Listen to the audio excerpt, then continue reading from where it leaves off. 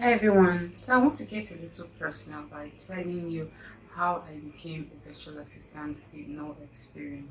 If you're new here, I'm a freelancer, an entrepreneur, project and events manager, a virtual assistant, and I also have a book on Amazon called Sell Your Skills, where I pretty much explained how I became a freelancer and how you can too on Fiverr. So don't forget to subscribe so that you'll be able to get more information on how to become a better freelancer, entrepreneur, or virtual assistant, project and event manager, any one of them.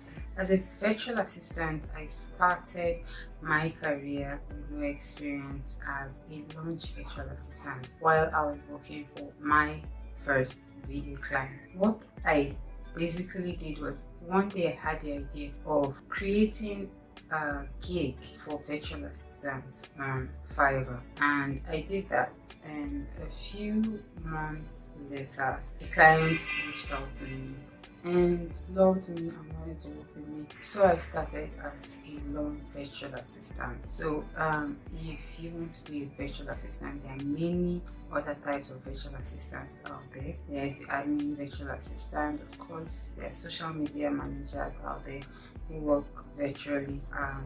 There are data entry virtual assistants. There are different types of virtual assistants, all depending on the skill you possess. So as regards timing, during the course of my work as a virtual assistant or as a freelancer, I've worked with a lot of people, over 100 people on Fiverr, and basically my work came from three major countries: the US, Canada, and UK. I have worked for few people in several other countries, but I have my major population coming from the US. So when it comes to freelancing, time management is very important because you're working with people in different time zones. I mean, if you're working with several clients in different time zones, you need to manage your time. And the tools I use to manage my time basically is Google's calendar, Google Tasks, and Calendly. I also use Calendly to book appointments or book meetings. So basically, when it comes to working our timing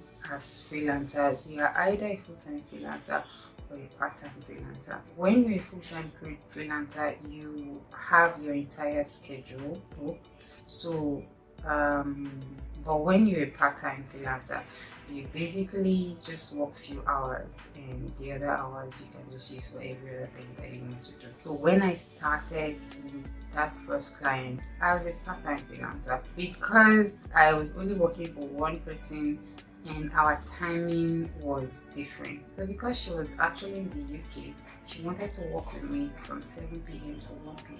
I'm going to talk about it when I talk about my different clients so that you understand the arrangements that we had. So if I'm going to advise you, I'm going to advise you to be or strive to become a part-time freelancer so that you'll be able to have multiple clients, make more money, gain more experience, increase your average order value. So as I was about to mention my first client, I'm going to call her Helen for the purpose of privacy. My work with Helen started in 2021, I think, I can't remember, but I started working with her as her launch assistant. So she wanted to launch her NG, just that one time program, and then move on to her profit with her actual business. So while I only worked for her for the 3 months that we had to plan for the launch, and then launch, and then do it for two weeks, and then have it done. So while I worked for Ellen, because she actually had her main business that she was doing during the day, she wanted to work with me 7 p.m. till 1 a.m. And for me, it was okay because it would give me time to do whatever I want to do during the day. And then when I'm home, I can just do work with her.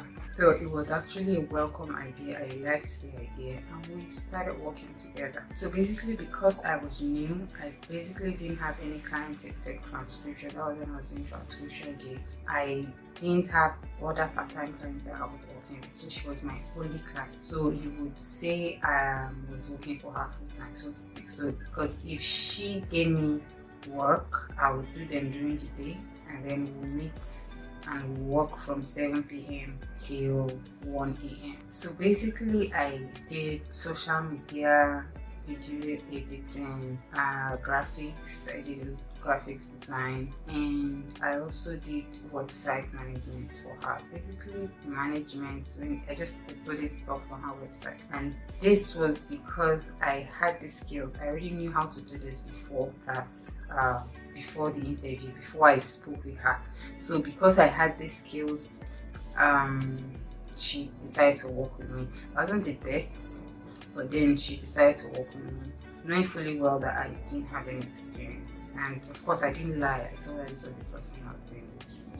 So my second client I'm going to talk about now is the longest client I've ever worked with. I've worked with him for about 2 years right now. I think it's about more than 2 years. And in the first year of work, we only worked once a week on Mondays. So basically I was the company secretary. I was like company secretary and, well, unofficial secretary, so to speak. So I wrote the minutes of the meeting. At some point I started taking on video editing and social media to increase my hourly rate. So basically that was what I did for that particular client for over 1 year. Right now it should be over 2 years, because and the best part of that job was that I became friends with the clients. I made more friends because I made friends with all of the people who came to, to the meetings. And I also got about 3 clients from that particular client, all people who came to that meeting. So it was very nice working with him. And the last client that I'm going to mention was the last client that I just worked with. I started work I think October last year and stopped in January this year. And basically my work with her was full-time, in the sense that I started work 9 a.m. and I ended at 6 p.m. my time. She was in the UK and we were pretty much in the same time zone. So I was basically useless during the day because I'll be working for her. And sometimes if I need to go to bank or if I need to go to market, I would have to take permission, blah blah blah, and all of those things.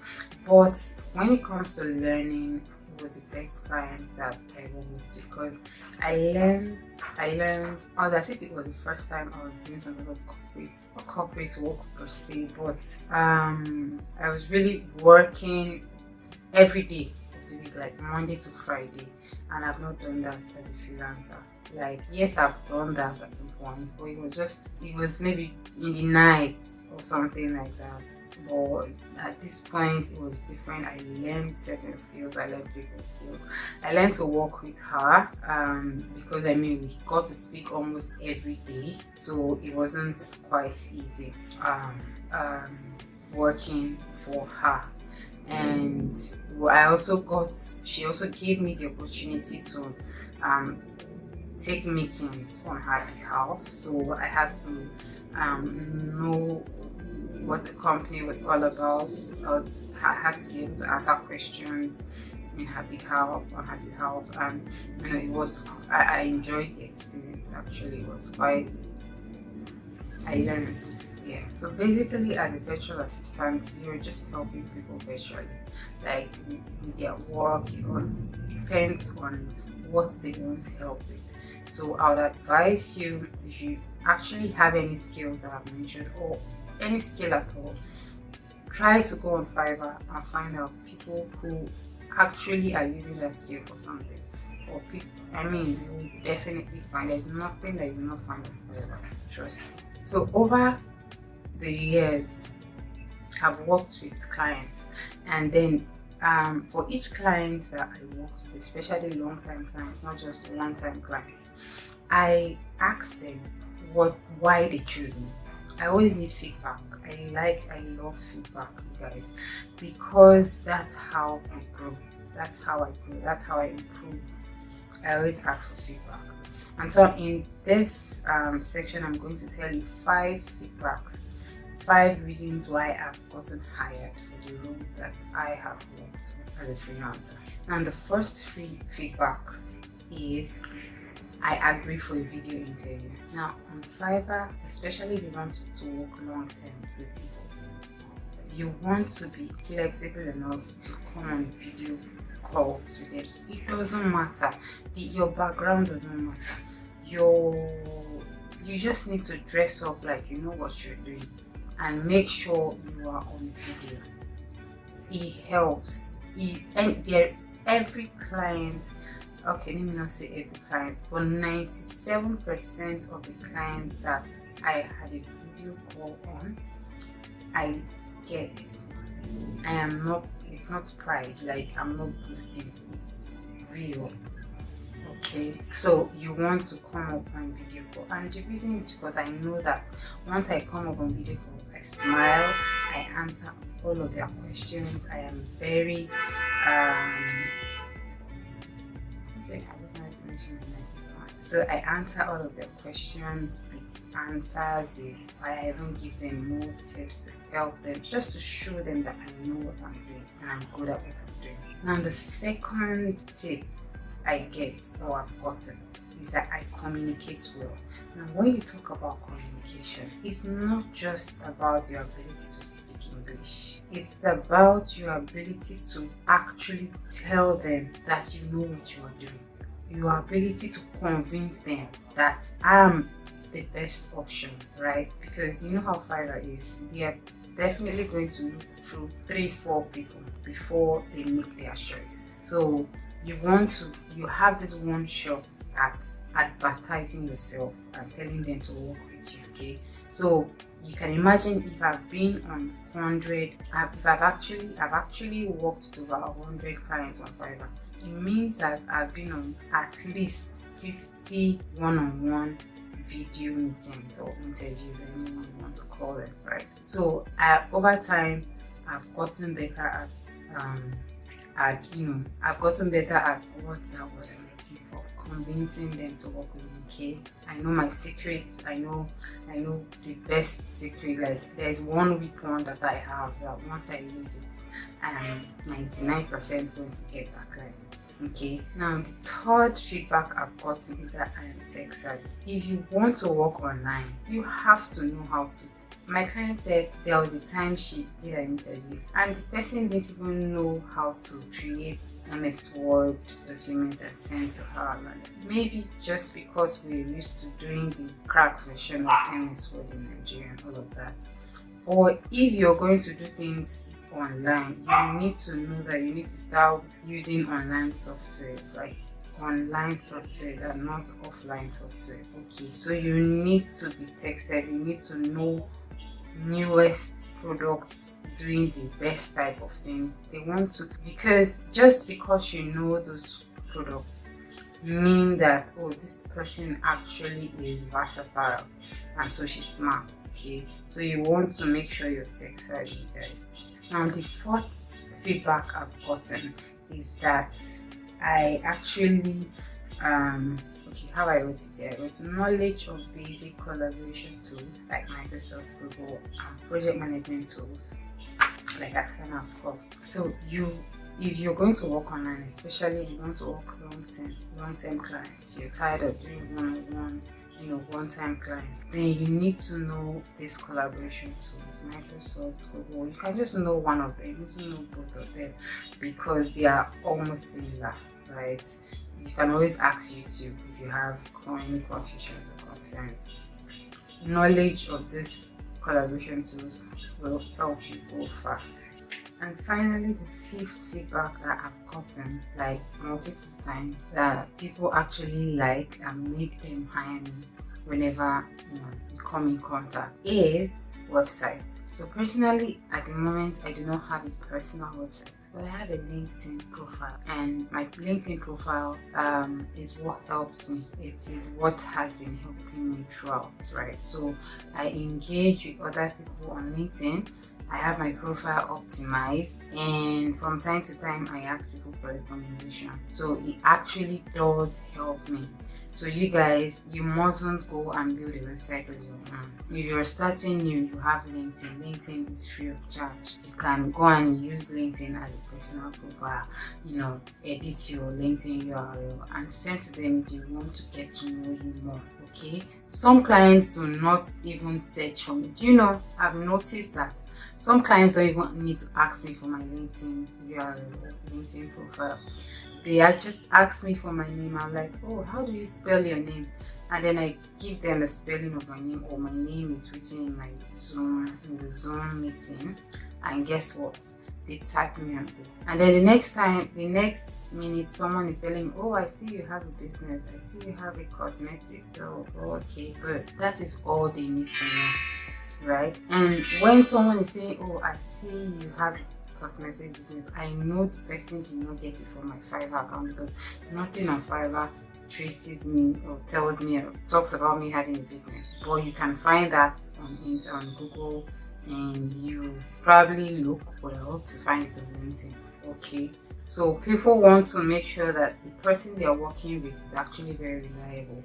So do not make them think otherwise. And finally, I want to talk about what my week as a freelancer usually is. As a freelancer, I don't have a specific way that my week goes, because it all depends on the people I'm working for at the time and the work schedule at that time. So sometimes I start work 9 a.m. Some other times I start work 9 a.m. and by 6 I'm tired, I'm resting, okay, I'm done for the day. But some other times I actually start work at 3 p.m. if I'm working for people in Eastern time, people in the Eastern time zone. And then some other times I'm actually starting work by 5 p.m. because I'm working for people in the California time zone. So it all depends on who you're working for and who, the job description and your schedule is. There are some times when during the day I don't do anything as regards work. Maybe I'm doing my personal, all of my personal commitments. I'm doing things that regards just me. But then I need to be awake by 1 a.m. because I have a meeting at 1 a.m. I have an event that I was planning since last week at 1 a.m. my time, Western time. Okay, West African time, sorry. So do you get it? So that's how the life of my life basically is right now. When I was working for my previous clients, I was working 9 a.m. till 6 p.m. And so during the day, you would not get me. So during the day, I don't even have energy to laugh or gist or gossip with anybody because I have a lot on my plate. But then some other times in the months, depending on who you're working for, I'm free. You can see me go anywhere. I'm ready. I'm available to go anywhere you want me to go, in the morning or in the afternoon. That's how the work is, okay? So you just need to start with, if you're new, start with anyone, and then over time you decide on which one works for you. If you actually have a full-time physical job, then you know how to balance both. So I hope you've learned a thing or two from today's video. I hope to make more videos like this, so don't forget to subscribe if you have not subscribed, so that you have more information when I post the next video. So see you next day. Bye.